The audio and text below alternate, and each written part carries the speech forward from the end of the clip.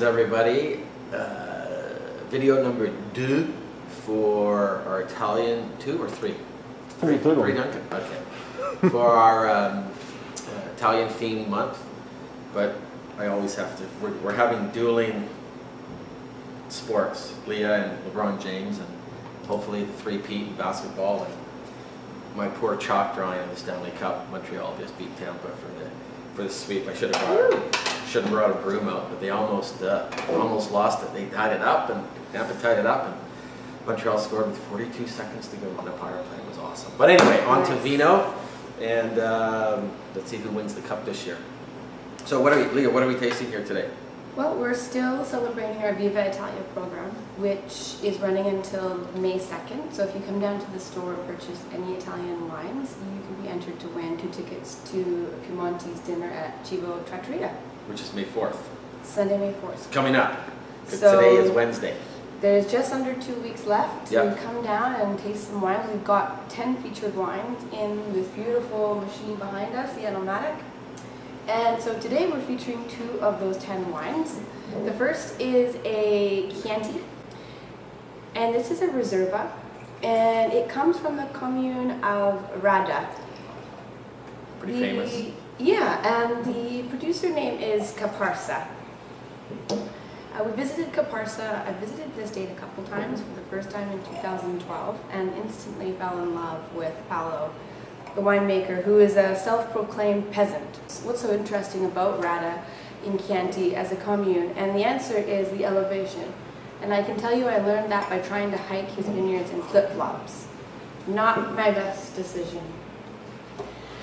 Anywho, so elevation means you have cooler nights and you have much more variation between day and night. And so the wines tend to have more structure. So Radda is actually the highest part of Chianti. You have vineyards there that have more than 500-600 meters above sea level. And again, because he has this sort of peasant mentality, the winemaking process is very simple and basic. It's a very humble operation. So look at his label. Yeah. God's sakes. This is the drawing that was on the cover of the book his father did. And it's also inside the winery.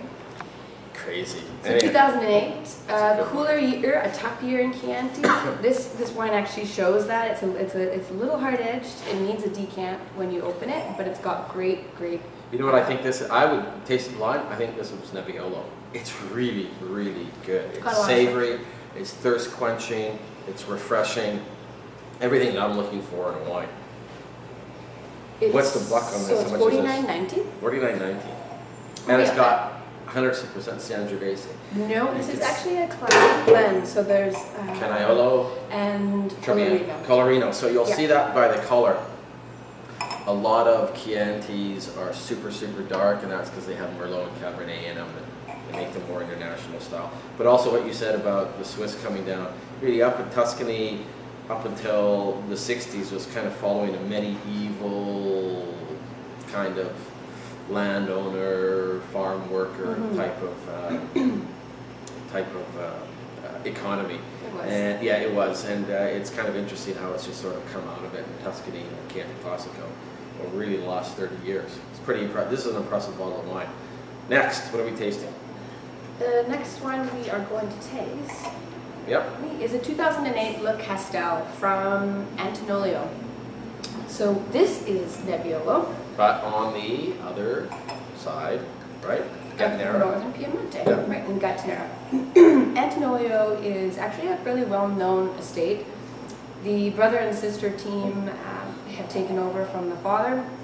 Never hear that, right? No, never happens in the wine business. And actually, Lorella's an interesting woman. She's tough, she's strong, she's incredibly smart, and she sits at the head of the consortium for Gattinara. So they have quite a prestigious representation in the area for knowing what to do with Nebbiolo and some of the best sites. So we actually carry 3 crus from them, and this is one of them. Oh, just wanted to tell you something about Gattinara and Nebbiolo from here. I don't know, I think it was La Spana, I can't remember who the producer was. 1969, right? And it was still youthful and still drinking.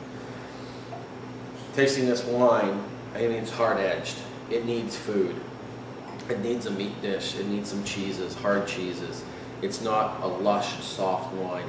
This will age 10, 15, 20 years. This is a Gattinara I had. I think the price tag was still on it. $6. I don't know, it was over 40 odd years old. So impressive wines. They do age. They have a history of aging. I'm not going to compromise their style. Sorry, continue. I interrupted. No. And Spana is actually the name of a very famous producer from Gattinara, as well as what they call Nebbiolo in Gattinara, Spana. Yeah, I agree. This wine is extremely complex, and this is considered the earliest drinking of the 3 crus that they make. So we do have the other 2 here available. Mouth puckering, searing. But lots of complexity, dried leaves, spice, great, bright red fruit here. Absolutely delicious. This one comes in at, I believe, the same price at $49.90. So, again, these 2 are a little more in that mid-tier price point, right? But if you have something special happening, special dinner. This is perfect for it, or gifting. But don't forget that we also have good value wines too. Absolutely. We just like tasting good wines early in the morning.